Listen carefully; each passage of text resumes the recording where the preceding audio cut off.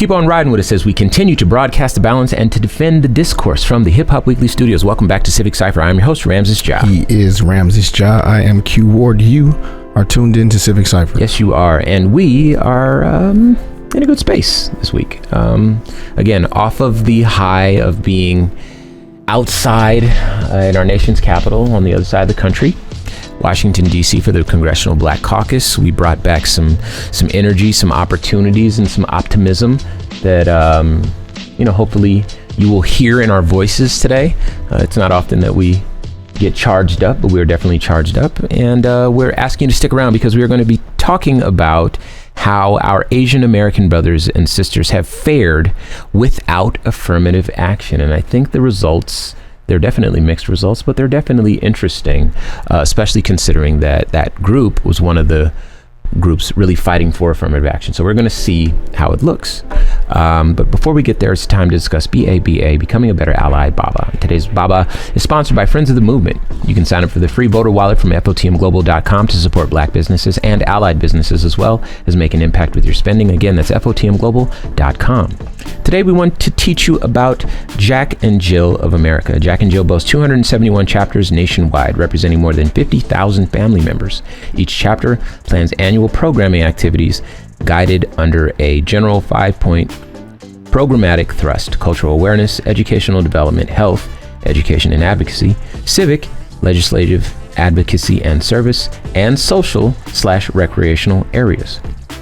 Through service projects, Jack and Jill of America creates a medium of contact for children to stimulate their growth and development. Through lobbying, educational programming, dissemination of education materials, and the organization of community and charitable events, Jack and Jill has promoted the public awareness and interest of children, including child development, child growth, child quality of life, child care, and the promotion of children's rights.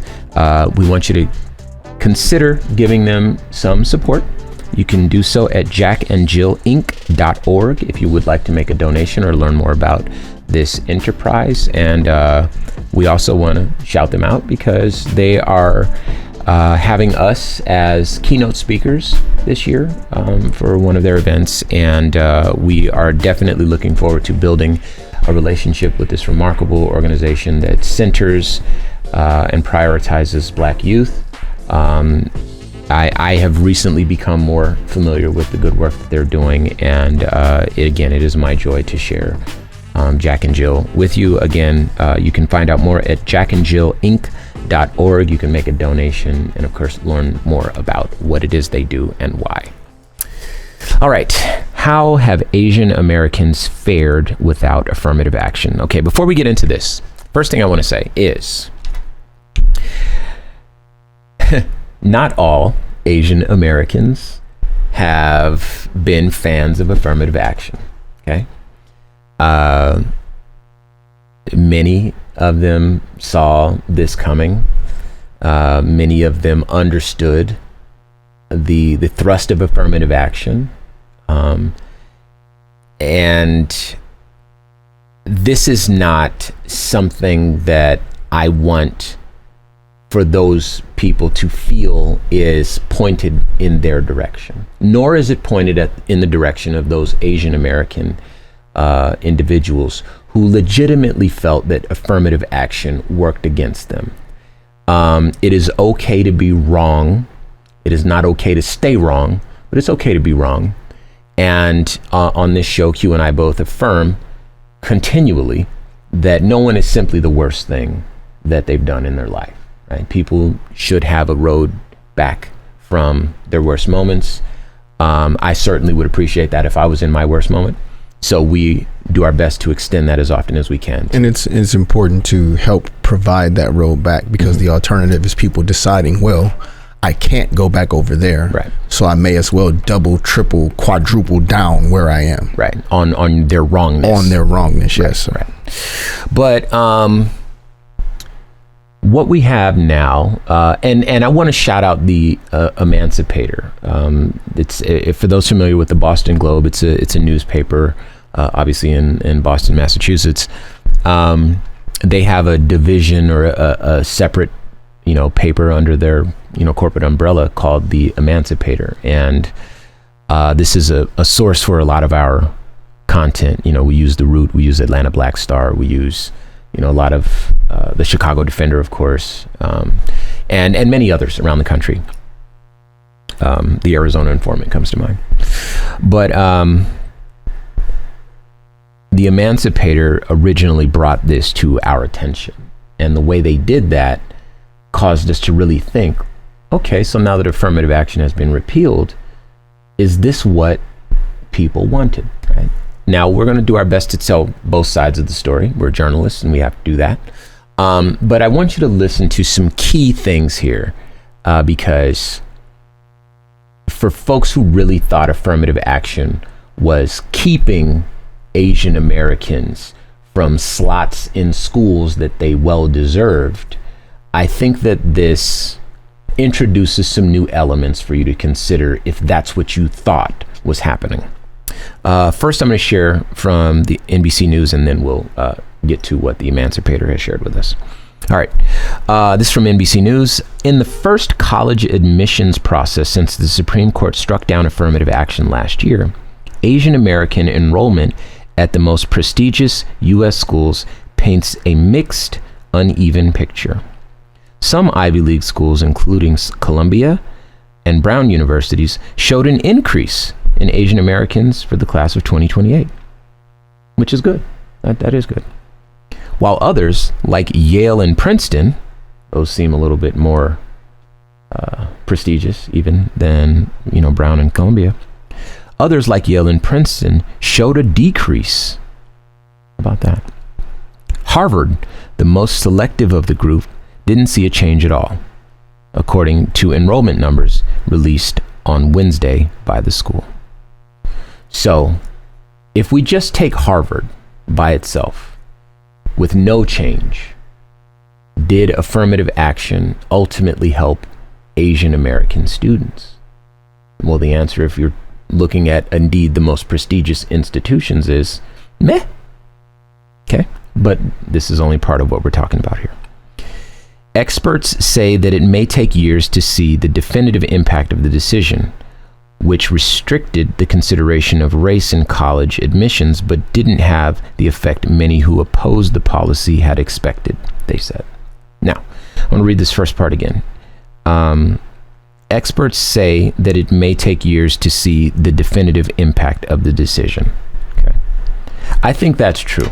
I think that a lot of times we talk about the scale and the timeline of a country. It takes a long time to indeed know what the effects of policy change will be, right? It'd be nice if we're able to see everything immediately and the immediate impact of it, but sometimes it takes a while. But one thing that's irrefutable is that affirmative action did indeed, over time, because we did have time with affirmative action when it was the law of the land, it did bolster African American enrollment at these prestigious institutions, and if I'm not mistaken, all institutions that were underserving minority communities. And it also benefited women. Women were the biggest benefiters. White women especially. But they were the ones, beneficiaries is the word I'm looking for, of affirmative action. So this is something that we know. We did it, and then we learned, wow, these groups that have historically been subjugated are benefiting. Okay? And then with the Supreme Court, many of the people who voted on this were put in position because of Donald Trump. So for those that either didn't vote or voted for Donald Trump, this is kind of an extension of your doing when you cast your ballot. It has now been repealed, and we're looking for the positives for all of us Americans in affirmative action being repealed. And so far, we can't see any. We don't see any change with Asian Americans at Harvard. With Yale and Princeton, enrollment dropped and enrollment increased at Columbia and Brown. Okay? So, there's this masterful thing that has happened throughout the history of our nation in particular, where misogyny,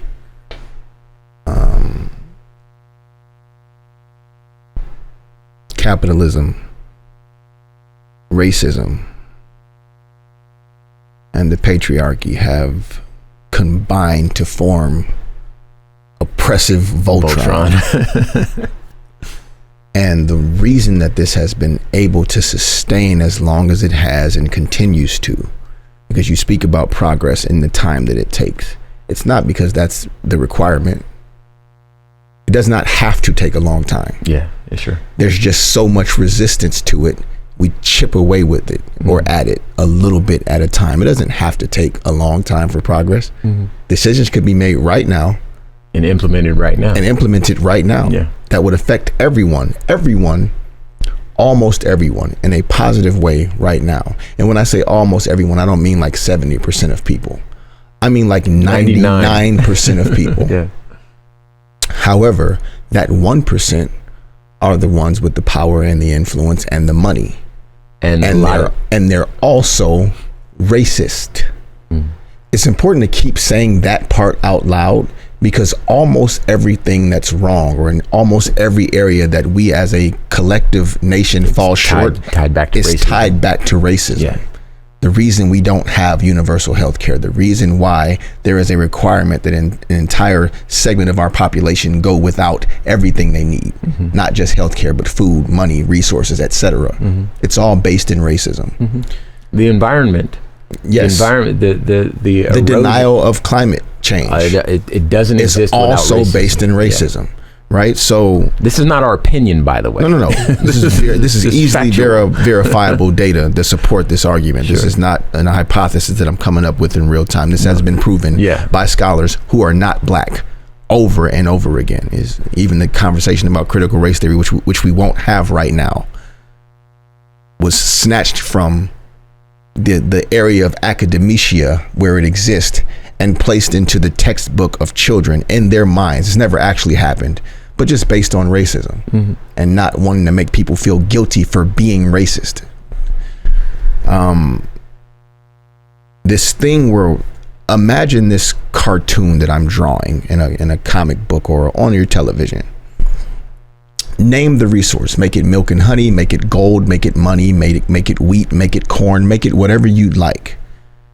And there's a person in charge of producing said resource, or farming said resource, or guarding said resource, or making said resource available. And this person has an unlimited amount of said resource. And then take you and your neighbor and set you both at a table. Now, in this picture, I want you to see that this person has an unlimited supply of that resource. I'll use clean water because it's an easy one to picture. And that person takes a single glass of clean water and places it in front of one of you. The important part of this illustration is that you can see that this person has unlimited clean water. It's not in some storage facility somewhere where you don't actually see what's going on. No, you see it. This person's actually sitting in front of it. There's 3 chairs in this picture. He's sitting in front of an unlimited amount of clean water. And you and your neighbor are sitting at the same table with him. He places a single glass on the table. One of you grabs it because you're thirsty. He then tells the other one the reason you don't have clean water is because of your neighbor. That's a masterful analogy. And then you, not blinded, you can see it. Yeah. You then hate your neighbor for drinking that glass of water, and he has now created your enemy and made sure that it was not him.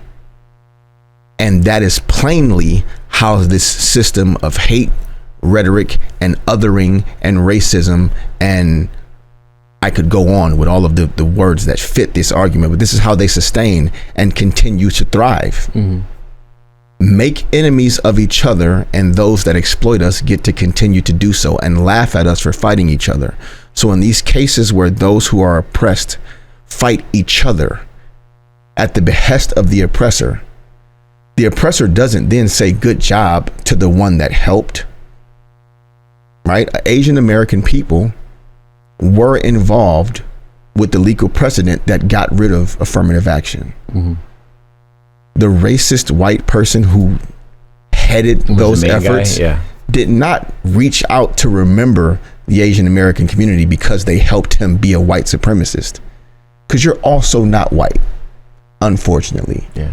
So for those of us who continue to march, organize, vote, legislate, and speak out against our own best interest, when the one that you help successfully oppress you gets what he wants, he is not going to remember to make room for you. He's going to laugh at you. And unfortunately, some of the people in your community that you helped oppress will laugh at you too. And there's some humble pie and some apologies that you're going to have to eat and make in the wake of that. And that part is really sad. I think to your point, I'm going to continue with the article. The quote, the big takeaway is that folks who supported the lawsuit were saying this would be such a big win for Asian Americans that race-based emissions was some type of barrier to our upward mobility, unquote, said, I believe this is Kian Poon, or Ian Poon maybe, faculty affiliate at the University of Illinois Urbana-Champaign, Office of Community College Research and Leadership. This person goes on to say, what we're seeing is that that's not really bearing out, Poon added. Columbia University, which unlike the other Ivies group Pacific Islanders with Asian Americans, saw an increase of 9 percentage points in its enrollment of Asian American applicants, while Brown saw an increase of 4 percentage points, right? So that sounds good. At Yale, the racial group dropped by 6 points. Imagine the percentage of Asian people at Yale dropping by 6 points. And at Princeton, it decreased by 2.2 percentage points. It also decreased at Dartmouth by 1.5 percentage points. Asian Americans remain 37% of Harvard's freshman class. And that's Dartmouth. Sorry, I'm just reading this really quick. All right. So now let's give you some notes from The Emancipator. Some of this will sound familiar, but this is kind of what inspired this segment. New enrollment data from Yale shows Asian Americans numbers decreased from 6%, while there was a 4% increase in the share of white students. So this is since affirmative action. We're seeing Yale Asian Americans drop, white students increase. Okay, that's without affirmative action, which again we had 40 plus years of affirmative action, something like that, that told us that it was benefiting, as you mentioned, white women in general. Asian. It was actually benefiting everyone. Everyone, thank you. But we had we could break that down. There's data that shows that not just affirmative action, but DEI affects everyone and business positively, across every sector positively. Absolutely. See, this is why a show like this is so important. All right. White leaders and plaintiffs in the lawsuit against Harvard and UNC bamboozled a number of Asian Americans into believing that affirmative action and anti-racist policy was bad for them, and without it, Asian Americans wouldn't be the big winners. And that just wasn't true. Early outcomes of the Supreme Court ruling: increases in the percentage of white students, mixed outcomes for Asian Americans, significant declines in Black, Latino, and indigenous students, with some exceptions. And the source of this is public reports by Harvard, Amherst, Brown, MIT, Princeton, Duke, UNC, UVA, BU, and Yale. AAPI civil rights leaders and over 121 researchers warned the end of affirmative action would not benefit Asian Americans. Rejecting evidence, Asian Americans who supported ending affirmative action leaned into anti-Black and anti-Latino stereotypes, believing hard work alone could save them from systemic racism. And the source of this is the Asian American Legal Defense and Education Fund. And then the final note here: ending race-conscious admission was not a win for Asian Americans. It was always by and for white supremacy. We knew that, and we said that. Moving forward, enrollment leadership must find new approaches to affirm and recognize talent among students from marginalized groups. Now, here's the reason why this connected to me, and I felt bad. My heart was broken. And at the height of the Stop Asian Hate moment in our nation's history, when there were attacks on Asian people just walking around, random attacks, violent attacks against old women, old men. Oftentimes they were from black people. So you've said that before, and I have to correct you. Okay. There were absolutely times from black people, but often makes it seem like more than not. Okay. And that's we'll just say it the right way. by the numbers, not correct. Yeah. But I want to acknowledge that even black people acknowledge it, but we've now on our show said that it was more from black people, and that's not true. Yeah, no, that wasn't what I intended. And thank you for that. But I say that to say that this show exists to affirm what is right, if it's right, regardless of color. Yes. Right. So acknowledging that black people indeed were taking place in these attacks, I think is the responsible thing for me to say. Yes. As a result of that moment in time, I started subscribing to some, let's say, pro-Asian activist groups, right? Some social media accounts, etc. Next Shark comes to mind. Asians with Attitudes comes to mind. On and on, right? And I remember the moment when this Supreme Court thing was being argued, and I remember seeing a lot of those accounts looking at this like it would be a big win for the Asian American community. And to know now that it wasn't, it's like my heart breaks, because I know that these advocacy groups, I believe they're doing their best, but the people on the ground that actually suffer from it are the kids who end up getting rejected. It doesn't break my heart because in far too many cases they're able to make black people the enemy of everyone else, and as another oppressed group you shouldn't fall for that. That's a good point. Well, this is a much longer conversation than we have time for today, so we're going to leave it right there. As always, I'd like to thank you for tuning in to Civic Cipher. I've been your host, Ramses Ja. He is Ramses Ja. I am Q Ward. Thank you once again for continuing to tune in to Civic Cipher and for spending time with us, making us a part of your week or your day. It means more than we could possibly express in the amount of time that we have. Sure. We also want to let you know, for everyone listening to us on the radio, that our podcast is available for you to go and download. And actually now, thanks to a new partnership with iHeart, that really helps us out a lot. And so if you guys want to download or subscribe to our YouTube channel, which we're still growing, you can help by donating, of course. But if you're not in a position to donate, at civiccipher.com, you can certainly support us in one of those two ways. I've been your host, Ramses Ja. I am still Q Ward. And until next week, y'all. Peace.